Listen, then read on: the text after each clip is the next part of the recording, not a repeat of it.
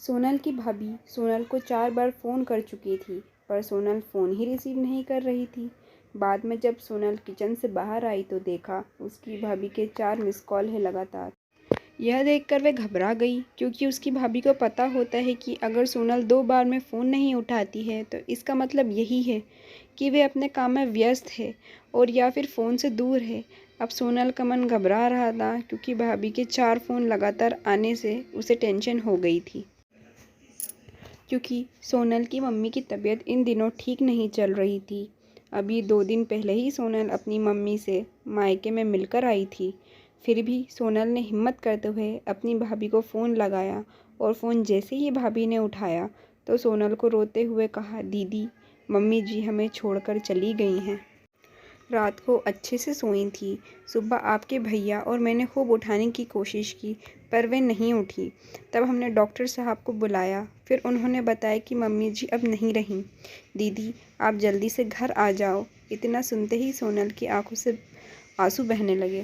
पापा तो पहले ही उसे छोड़कर जा चुके थे और अब उसकी माँ भी नहीं रही।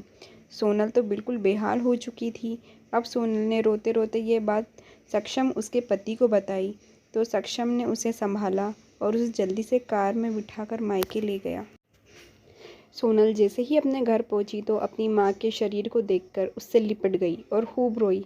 आखिर में सक्षम ने उसे किसी तरह समझाया और माँ का अंतिम संस्कार किया। सारे विधि विधान होने के बाद भी सोनल की रुलाई रुक नहीं रही थी। उसे माँ की बहुत याद आ रही थी। तब सोनल की मौसी ने उसके आंसू पोंछे और उसे संभाला और कहा, सोनल बेटा, ऐसे दुखी मत हो। दीदी नहीं रही तो क्या हुआ, मैं हूँ ना, तेरी मौसी। मेरा घर भी तेरा मायका है। तेरा जब मन करे तब आ जाना अपनी मौसी के पास। वैसे कहते भी तो है ना, मौसी मतलब माँ जैसी। बेटी, मैं तेरा दर्द समझ सकती हूँ, क्योंकि तेरे पापा तो पहले ही मुझे छोड़कर जा चुके हैं और आज दीदी भी चली गई। कहते हैं ना कि माँ के जाने के बाद तो लड़कियों का मायका ही छूट जाता है। ये भाभी तो बस दुनिया को दिखाने के लिए नाम का रिश्ता होता है, क्योंकि मायका तो माँ से ही होता है। सोनल भी मन ही मन सोचने लगी कि शायद मौसी ठीक ही तो कह रही हैं, और वह मौसी से लिपट कर ज़ोर ज़ोर से रोने लगी और कहने लगी, क्या मासी, मेरा भी मायका अब नहीं रहा। तभी सोनल की भाभी दूर बैठी दोनों की बातें सुन रही थी। पहले तो भाभी ने सोनल को चुप कराया और फिर उसे दिलासा दिया।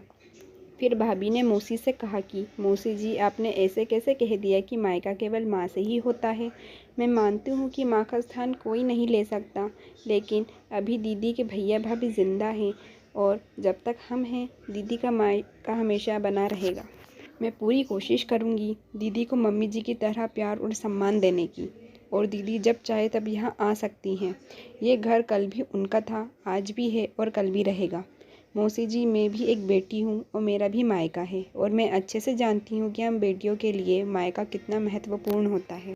मौसी जी, आप दीदी को अपने घर ज़रूर बुलाइए, पर उन्हें अपने भैया भाभी के प्यार से दूर मत कीजिए। तभी मौसी ने कहा, बहू, आज के ज़माने में तेरी जैसी सोच रखने वाली भाभी बहुत कम मिलती है। मुझे माफ़ कर दे, मैंने सोनल को गलत राह दिखाई।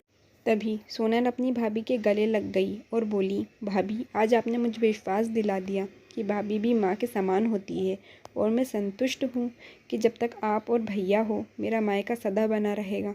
और किसी ने कहा है ना कि भाभी माँ के समान होती है। आज आपने मुझे इस बात का विश्वास भी दिला दिया।